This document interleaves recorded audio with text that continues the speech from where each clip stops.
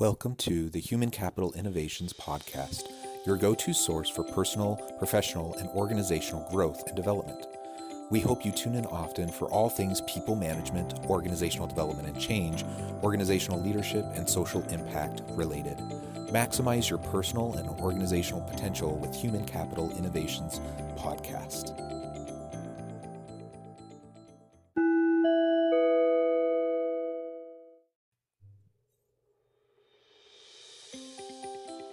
Welcome to the Human Capital Innovations Podcast. In this HCI podcast episode, I talk with Ian Moyse about the importance of personal professional branding.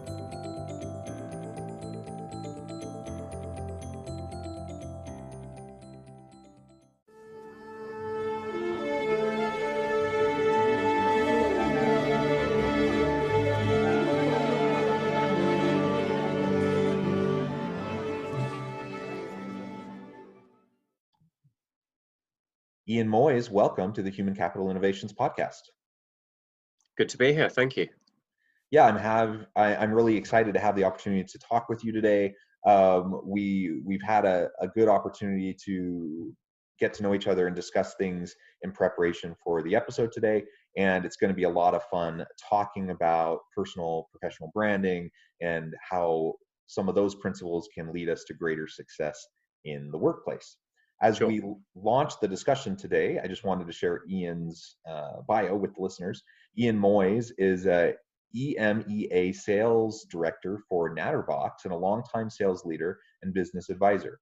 He has sat on the boards of a number of industry bodies, such as FAST, the Federation Against Software Theft, CIF, Cloud Industry Forum, and EuroCloud, and as a non-exec to various firms. He was awarded the accolade of BESMA UK Sales Director of the Year, and in 2019 was listed in the top 50 sales keynote speakers by Top Sales World. Ian was rated number 1 cloud influencer on Analytica and has been recognized as a leading cloud blogger, listed in the EMEA Top 50 Influencers in Data Centers, Cloud and Data 2017, and Top 50 Cloud Computing Blogs of 2020.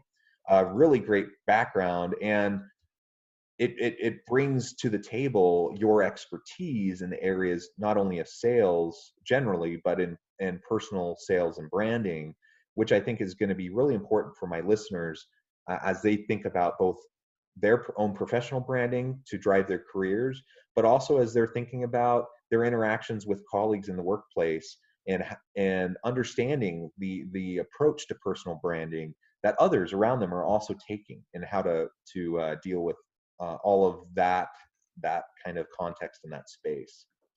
As we get started, anything else about yourself that you would like to share by way of background?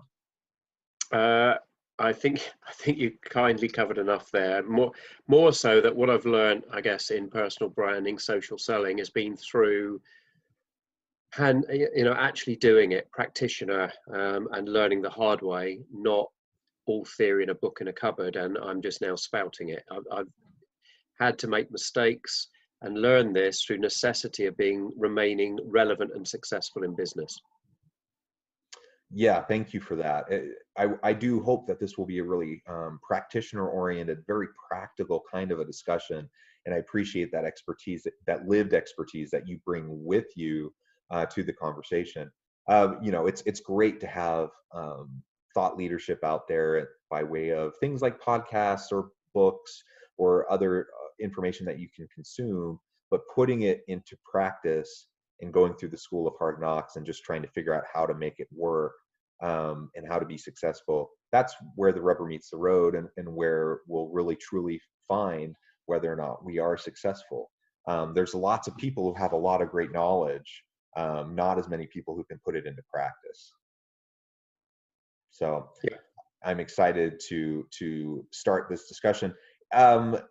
Given the current pandemic environment, I'm curious your general thinking and experience around how this has shifted things, how you see things have changed or in the midst of changing in terms of sales and just dealing with the pandemic. Yeah, so I think it's interesting. Today I heard the first words of of COVID 2.0, people talking about the next wave, which is an interesting name, right? But we've all become more of a digital society anyway, right? Because of the nature of smartphones, social media, electronic devices proliferating in our everyday lives, Internet of Things, etc. So we've changed, and this is how I got into this, I guess. We'll context it from here and answer your question. The buyer dynamic had already changed. Us as buyers, when I talk to a physical audience, which hopefully will happen again, I always point out that whatever your role is, if you're salespeople, you're also buyers in your everyday lives of consumable devices, of things in business, and the way you behave has changed based on the environment we're now in over the years. Because you can now research a product or service or individual within seconds using the internet. Before that was available, you'd invite a salesperson in and say, show me your wares, present to me, tell me stuff. Tell me about your company, tell me about you from scratch, because I don't know hardly anything. Now it's, I know all that stuff and I know what my questions are. My questions are all the gaps, and I want to question you about stuff that I've self-educated on and read. So the dynamics change, right? So as a seller, you've already had to change to a degree to adapt to the world and environment that we're in.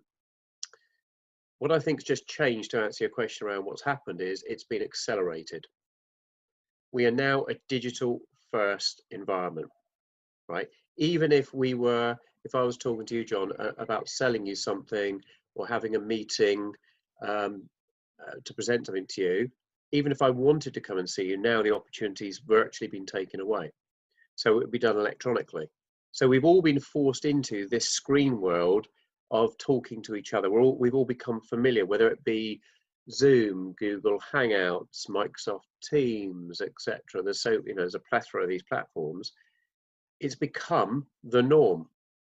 We've seen it on the talent shows, the judges judging from their homes and doing this online. We've seen it in the chat shows, etc. The game's changed, and it's been forced upon us. So what I propose has just been changed is, now you don't even have the option.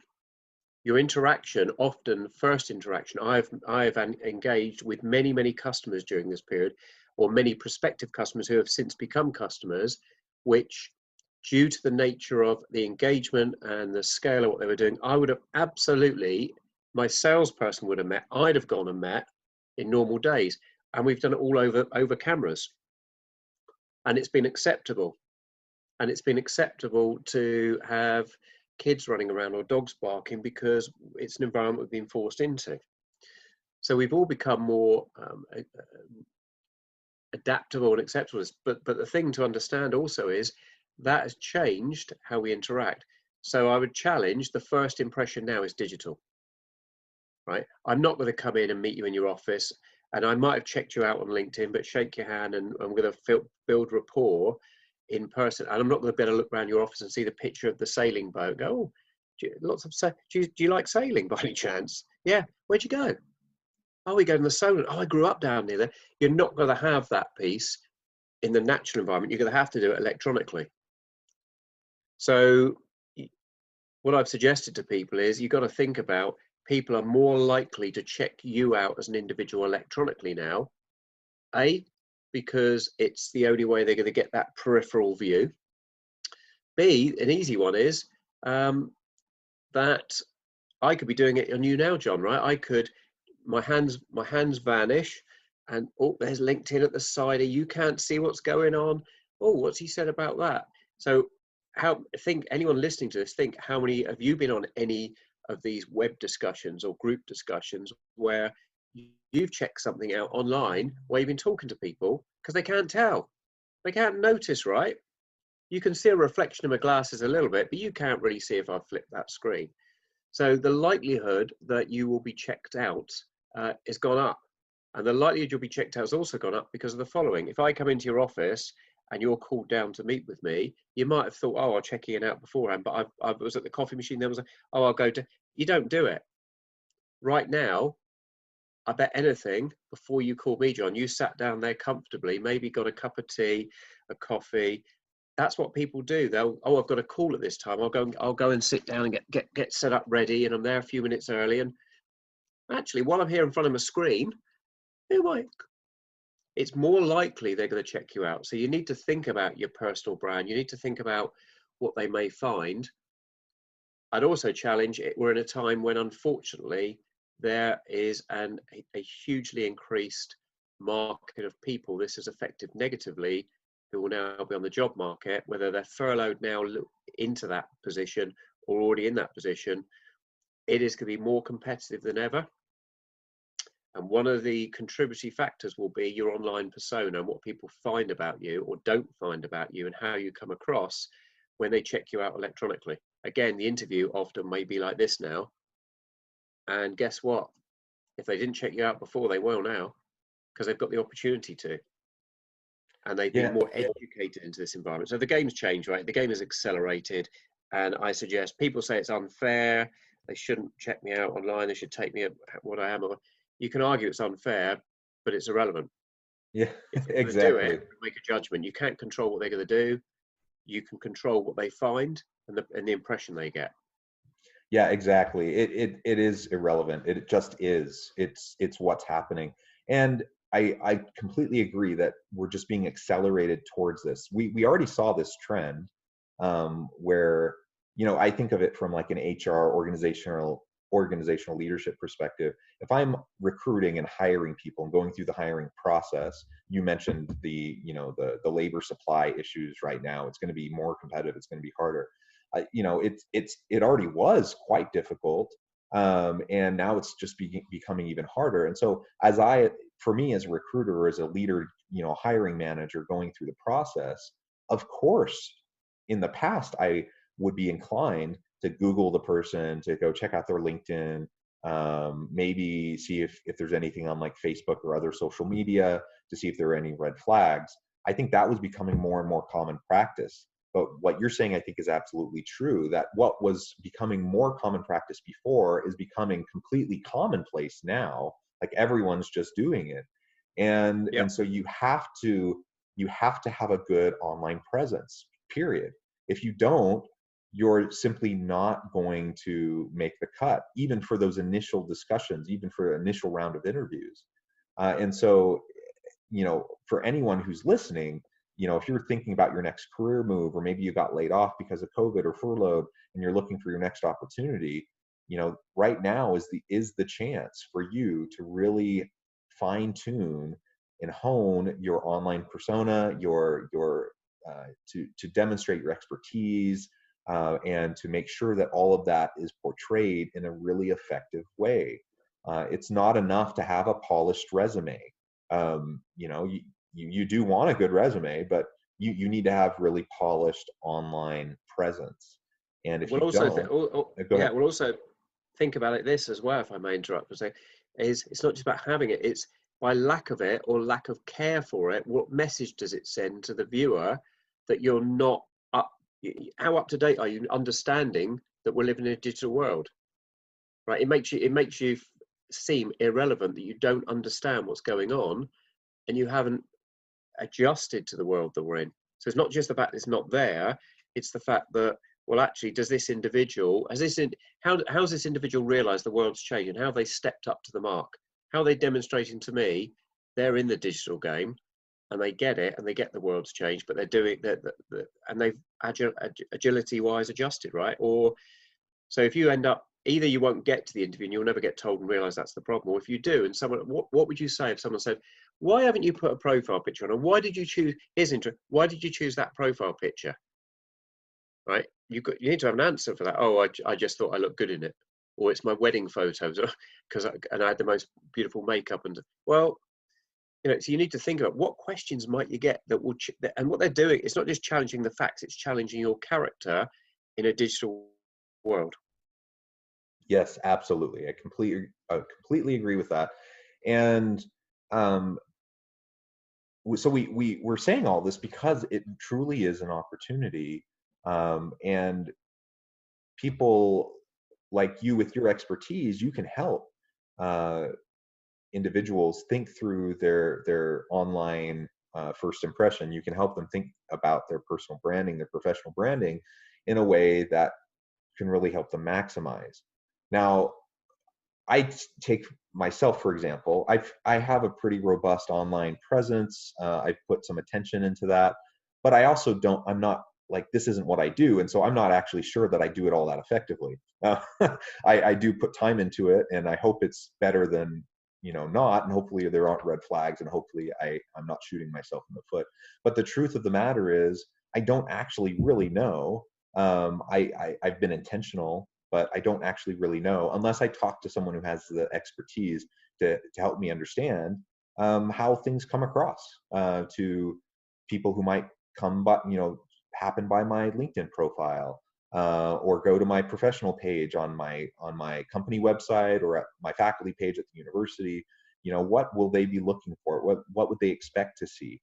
And how am I portraying myself in a way that will fit with those expectations? That's what we all need to be thinking about. And Absolutely.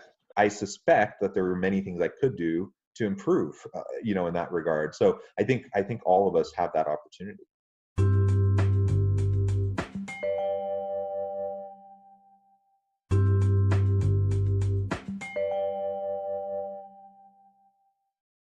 Yeah, and the good about it is this is not something where you have the excuse to say, yeah, but it costs a lot of money. I have to go and spend this or subscribe to this. The social platforms are free. But yes, there are paid extra bits you can do, but the fundamentals are free. All it takes is some of your time and you caring, and a lot of it. And I'm still learning, and I'm still spotting things I adjust, and I'm still improving. Is a lot of it for me is plagiarizing the good. No one's got a copyright on some of the techniques, right? And I will talk about maybe some hacks in a second. It's just knowing, oh, okay, that's a good idea. I could do that, and how to do it, and off you go. And 10 minutes here, 20 minutes there, and you've just made an improvement.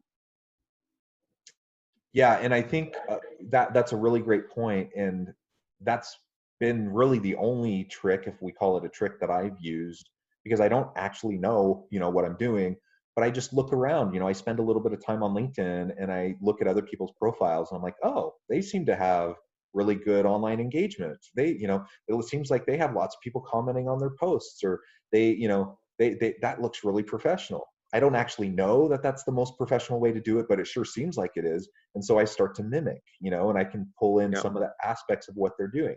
Now, there's some trial and error there, of course, and I may not always get it right, but at least you're making the attempt, right?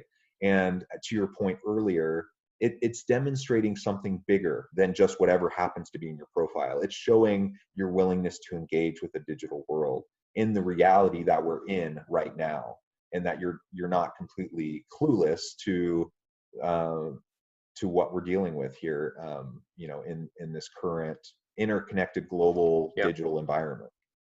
Well, the first things are, let's get some hacks. The useful stuff, right?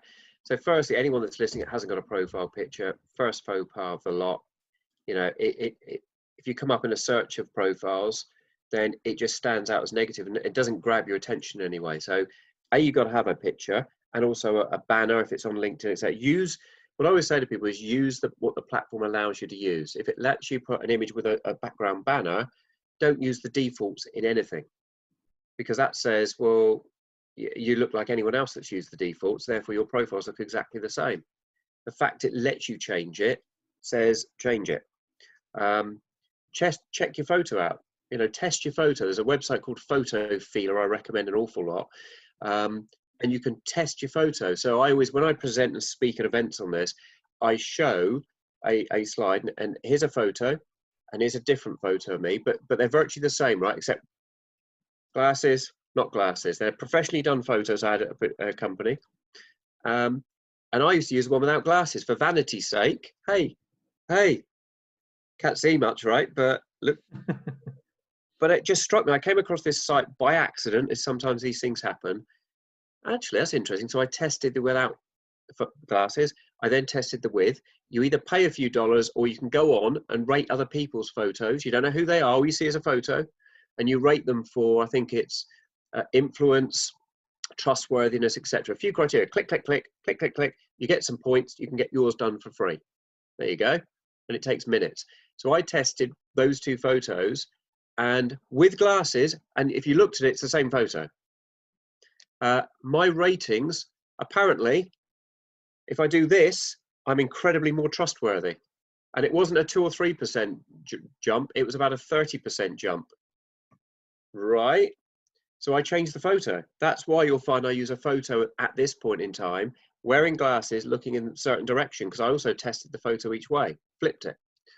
I've got some new photos I'm going to test as well. I write a blog on this, but who knew? And the key there is you have to test the photo. That does not mean with glasses, if you did it, John, it would come out the same. It means for my face in that photo had that impact on people who didn't know me. So the great is the photo feeler tests the reaction of people, first impression of this photo. Do you think they look this, this, and this? Right?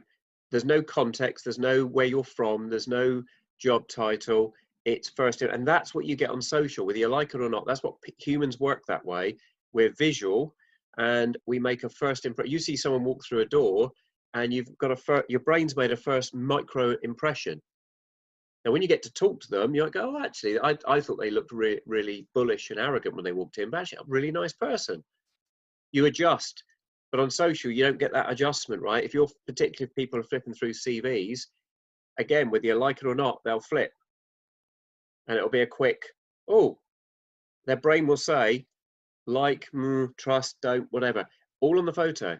So test the photo, right? In your bio, try and make it a bit personal. You know, I need to improve mine a little bit there, but in mine, I talk about, you know, I got into computing at age 14 because. It's a little bit of a, like I'm chatting to you and telling you a backstory. You ask me a question. It's a little bit of a story. It's not chapter and verse, but it's not, I do this for a living and I'm agile and energetic, and everyone writes that, right? People remember stories. Show them who you are. Try and use this electronic medium to be a person. So you just got to think about it a little bit different, but none of it's rocket science. None of it costs you any different, apart from thinking and a little bit of effort, but it can make a massive difference. I've just helped an individual who contracted me and said, could you help my profile? And didn't do any rocket science on it. And to me, it was just run of the mill. But when I'd finished and I compared and she looked at her profile, I was like, oh my gosh, it just jumps out of the screen. But it was all using the standard stuff. It's just I've got habitual into doing that. But I'm still learning. I'm still improving, always looking for what's new, what can I do to continually keep my presence more professional. Yeah, that's right. I think it's a matter of, if we keep a growth mindset, we keep a continual learning mindset, that applies to different aspects of our career. I think, you know, and just finding success in life and finding success in work. But when it comes to personal branding, it's not static. Like the goalpost moves. And so if you're not able to keep up with the times and make some adjustments, you know, what was a really great LinkedIn profile 5 years ago, probably, if kept the same, wouldn't be a great profile today. So yeah, and I've looked back at my old one, to be honest, because you can take, there was ways I had grabs that I'd used for presentations and stuff on this, and I must admit I've looked back at stuff and gone, why did I do it that way then? yeah, excellent. Well, those are some great tips. Any other thoughts in terms of managing that digital first impression, how to enhance and increase your professional personal brand? Yeah, so the other one to do, and you mentioned it, I think, in terms of a particular recruiter doing a search, is do a search on yourself. How many people haven't done that, right? Do a search on yourself in Google. Do it in someone else's PC or an incognito browser. Don't do it in your normal one, because what you get in there is you're logged in already on profiles and it knows who you are and your history. So you'll get a skewed view. You want to see what would Joe Blogs out there, Sue Blogs, what would, if they did a random search, what would they find on me? So you've got to do it from that. So grab a friend's PC or tablet, whatever, or your phone, do a search in Google and see what comes up. And don't search 50 pages, right? Because no one's going to, but certainly look through the first 5 or 10 and just glance and just see, is there anything that appears that if it was a recruiter or a prospective customer saw it, you would feel, first impression?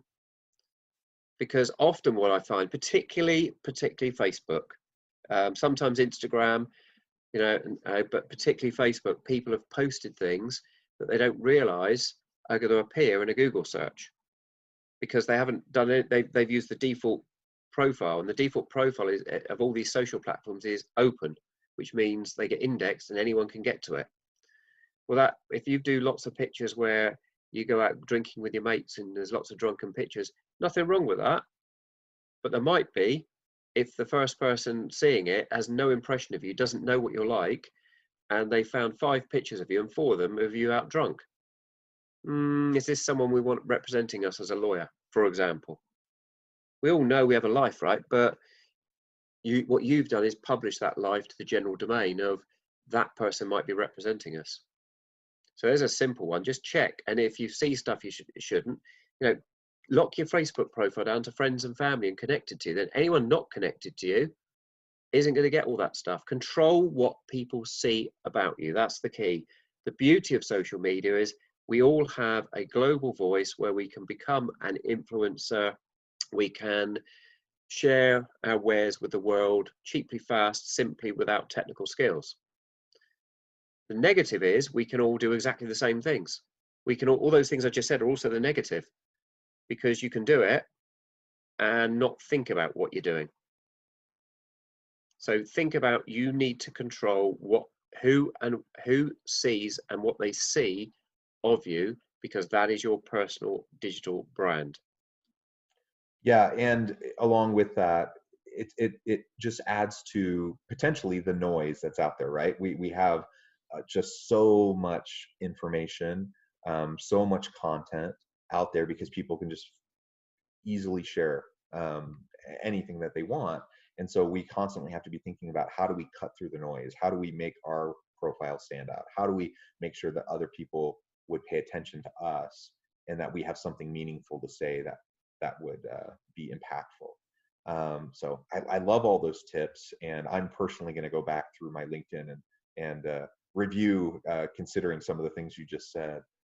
As we wrap up today, I just wanted to give you a chance to share with the listeners how they can get in touch with you, learn more about what you're doing, and perhaps reach out if they feel like they need this help. Sure, and thanks, John. And that's a perfect segue into another hack. So if you want to find me on social, I'm on all the platforms because I need to understand which ones to do. But I always suggest be on the ones that are most important to you and do them well. Don't boil the ocean.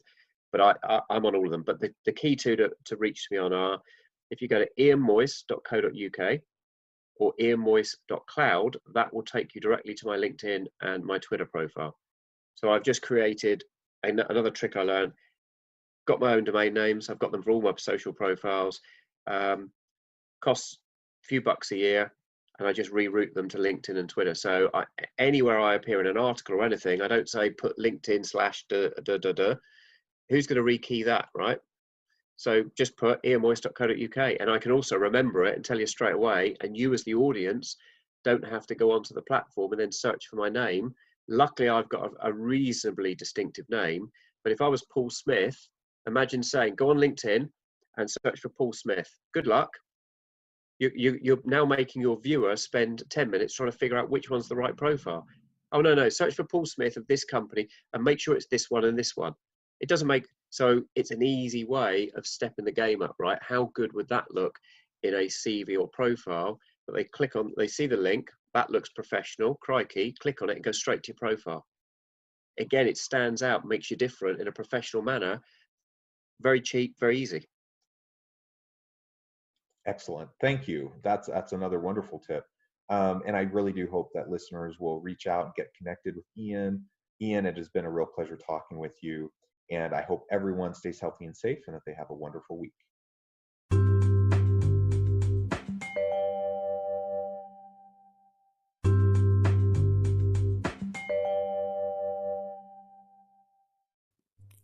Thanks again for joining us for this episode of the Human Capital Innovations Podcast.